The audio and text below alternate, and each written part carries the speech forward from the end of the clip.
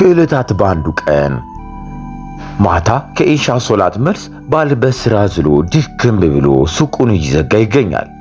ምንጊዜም ቤቱና ሚስቱ ጋር የሚደብር ሰዓት ሲደርስ መነቃቃቱ ይጀምራል። ዛሬ ከመሸ ደንበኛው መጥቶበት ወትሮ ከሚገባበት ጊዜ ረፈድ አድርጓል።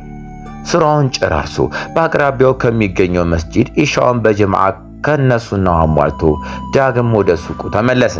የፈለገው ነገር ቢፈጠር 5 አውቃት ሶላቱን መስጂድ ላይ ከነሱናቸው ካላመጣቸው ቀልቡ አይረጋጋለትም። በዚህ ከማንም ጋር አይደራደርም። ነቃ ያለ የገባው ያራዳ ሰው ነው። ሱቁም ከመዝጋቱ በፊት የመጨረሻ ስራው ጽዳቱን መጠበቅ ነው።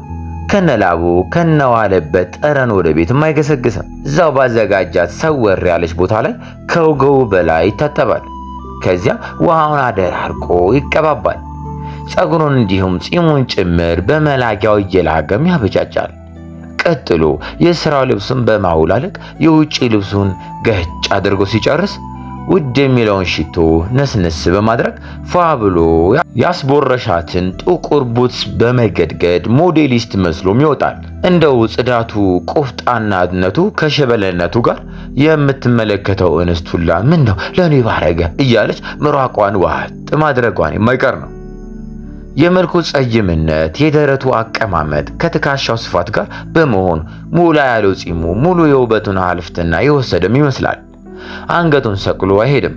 አላህ ባዘዘው መልኩ አይኑን ወደ መሬት በመስበር በአማረ ግርማ ሞገስ ይኳትናል። ኪሱ ላይ ሲዋካ አይጠፋም።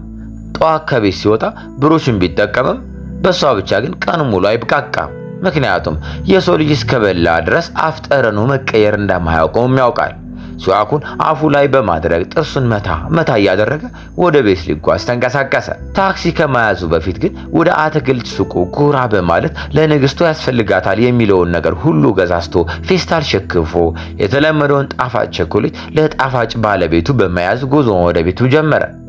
ልክ ቤት እንደደረሰ መድረሱን በናፍቆት የምትጠብቀው ንግስቱ ፊቷ ላይ ፍካትና የሕፃን ልጅ ኩርፊያ ይነበባል። በጣም የገባት ነቃ ያለች እንስት ናት። ውበቷ መላእክት እንጂ ሰው አስመስላትም ነበር። የሷን ውበት በዚሁ እንለፈው። በጣም የምታሳሳ መልሉ ናት። እንደው ባልየው የኑሮ ግዴታ ሆኖባት ትቷት ወደ ስራው ይኳትን እንጂ በሷ ላይ መጨከን ከባድ ነገር ነበር ለሱ። ያው ጀሰዱ ነው የሚወጣው እንጂ ቀልቡ እዛ ቤት ውስጥ ነው። ንግስቷ በኢባዳዋ ላይ አትደራደርም። ስትሰተር ደግሞ ሰውነቷን አይደለም ጣቷን ራሱ ከሐላሏ ውጪ አንድ አጅነቢ አይቶትም አያውቅም። ንቃቢስት ናት። መልክና ቅርጽ ብቻ ሳይሆን ኢፋህና ጨዋነት መለያዋ ነው። የአይኖቿ ውበት ከኒቃብ ላይ ሲታይ ንጣቷ ከኒቃቧ ጥቁረት ጋር በክፋይ በመታየት በክፋይ የወጣችበት ጨረቃ እንጂ ሰው አትመስልም ነበር። ምስጋና ይገባትና እችኑ ራሱ ከቤቷ ስትወጣ በኒቃቡ ሌላኛው ገበር ልትሸፈን ታደርጋታለች። ባይሆንማ እሷን እያየ በየትቦ የሚገባ ወንድ ፖል ገጭቶት ግንባሩን የሚያሸው ብዛቷ አይቆጠርም ነበር። ታዲያ ግን ንጉሷን ተበጃጅታ የምትጠብቅበት መንገድ ያ ሰላም እንኳን ሰው ግዑዝን ሁላ ይፈትናል። በጣም ነው የምንችልበት። እዛም ይመስላል ባልየው ከሷ ውጭ ያሉ ሴቶች ምንም መስለው የማይታዩት። እፊቱ እንደፈለጉ ቢሆኑ ግድ አይሰጠውም። ዞርም ብሎ ቼክ አያደርጋቸውም። ጓዳዋ ውስጥ ባዘጋጀችው መስገጃ ቦታ ላይ ለመስገጃ ያዘጋጃቻቸው አባያ ጣል አድርጋ ሰውነቷ ላይ ፊትና እጆቿ ሲቀሩ ሁሉንም ሸፍና ኢሻዋን ከነሱና ሰግዳ ጨርሳ ነበር የምትጠብቀው። በመምጣቱ የተደሳች በማርፈዱ ደግሞ ያኮረፈች ትመስላለች። በምንም መልኩ ያምርባታል። ቆጣ ስትል ጉንጮቿ ቀላ ብለው ያሳሳሉ። ስትስቅ ደግሞ ይሰረጉዳሉ። የጥርሶቿ ንጣትና አደራደራቸውማ አይወራ። በሩን ገሸሽ አድርጎ ከፈተና ሰላም አለይኩም በማለት የንግስቱን ግንባር ሳም አደረገ። እሷም ደግሞ እቅፍ አድርጋው ደረቱ ላይ አረፋለች። አይንሽን ጨፍኝ ሰርፕራይዝ አለኝ አላት። እሺ ብላ ጭፍን ስታደርግለት ጉንጮቿን አሳሳቱትና በሁለት እጆቹ ቆንጠጥ አደረጋቸው።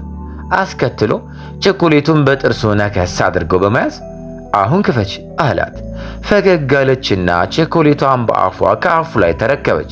ከትንሽ ቆይታ በኋላ ተላቀቁና ከሷ ውበት በማይተናነስ መልኩ በተሰናዳው ቤት ላይ እራታቸውን ተመግበው ሪዝቃቸውን ከሐላል አድርጎ የዘረጋላቸውን አላህ አመስግነው ለቡናቸው ዝግጅቶቻቸውን ጀመሩ።